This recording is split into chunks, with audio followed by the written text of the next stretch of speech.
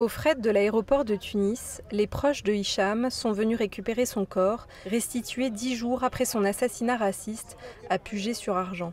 Sa sœur, Hanen, qui a accompagné depuis la France le rapatriement, est encore sous le choc. Ne mérite pas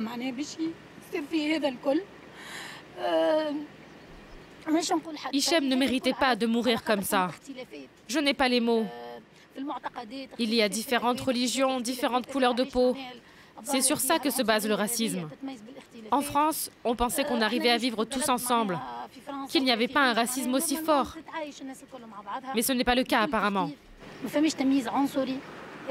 À Kérouan, ville natale d'Hicham Miraoui, l'émotion à l'arrivée du corps est insoutenable pour ses proches. Hicham Miraoui n'avait pas vu sa mère depuis 8 ans. Il était au téléphone avec elle lors de son assassinat.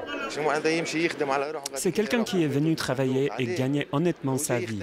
Et on nous le renvoie dans un cercueil. Pourquoi? Nous réclamons que son meurtrier écope la sentence le plus sévère. Seulement cela nous apaisera. Pour ses amis d'enfance, Hicham, parti dans un bateau de migrants irréguliers après la révolution de 2011, représentait un modèle de réussite, car il avait réussi à bâtir une vie entre l'Italie et la France.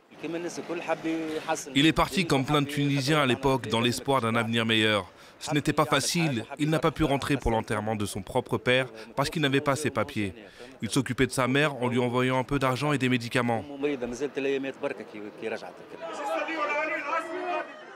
Hicham a été inhumé mercredi en fin d'après-midi. En Tunisie, son assassinat a suscité peu de réactions officielles.